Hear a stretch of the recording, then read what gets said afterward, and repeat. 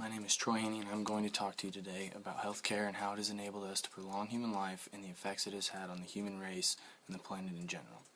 Today, healthcare has new technologies to take care of people when they are sick and has been enabling humanity to live longer.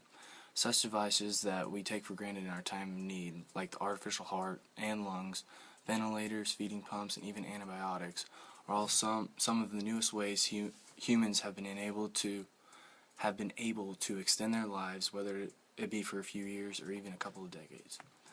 When I was researching this subject, I noticed how much the human race has multiplied over the years. We have been growing all throughout human history, and by the year 1800, the human race finally reached its first billion people.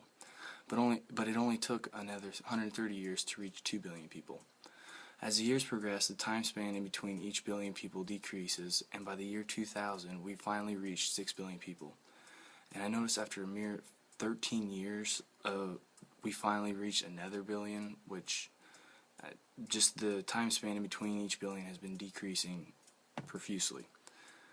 And with population increasing at such an alarming rate, is keeping people alive beyond their means, like using ventilators and artificial pumps and all the devices I mentioned earlier, are they completely necessary for the well-being of the human race? Also, with the population growing at an exponential rate, it is hard to say when humanity will ever reach its peak. That is, when the Earth won't be able to support us anymore. Also, I noticed when I was researching lifescience.com, many scientists believe that the Earth can only carry about 9 to 10 billion people without us using up all of its natural resources. With the human population roughly at 7.2 billion people now, how much longer do you think that the Earth will be able to support us?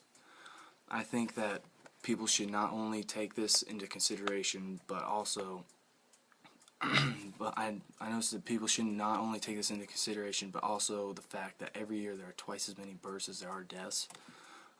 The world is growing smaller and smaller every day.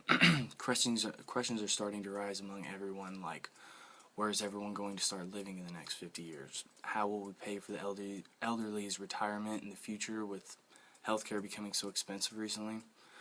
Also, another thing to think about is the fact that in the entire Earth's history, there's never been one dominant species that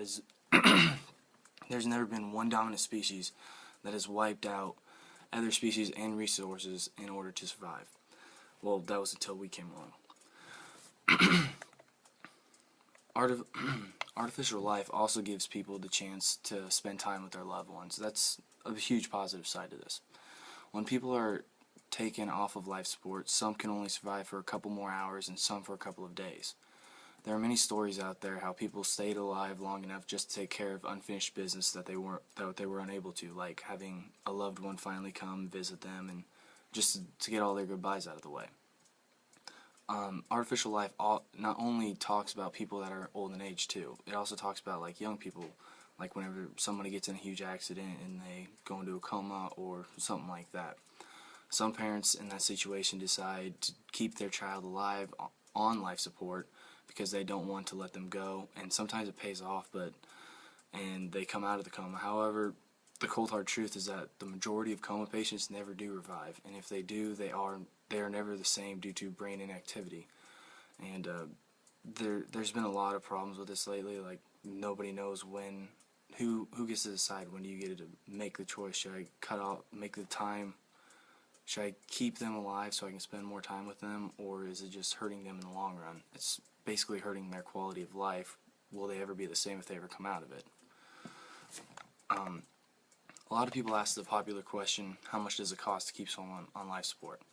After researching this, I noticed that although life support depends a lot on the types of machines used and other important services, it roughly costs about $2,000 to $3,000 a day.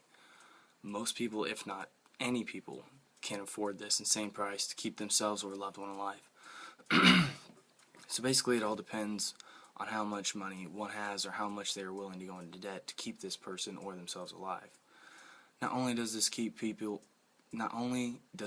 this person alive threaten the family's ability to make payments, but it also affects the person's quality of life, like I said earlier. Where is the line between man and machine is what I'm trying to get at.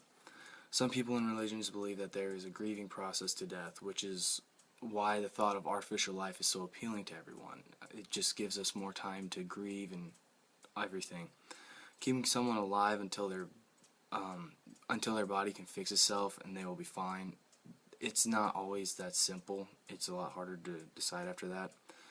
Depending on the health problems or the accident a patient is involved in, it is very likely that within the same lifetime they will end up on these artificial life systems, because that is the only thing that is keeping them alive. And the ultimate question that everyone has to ask, is it worth it?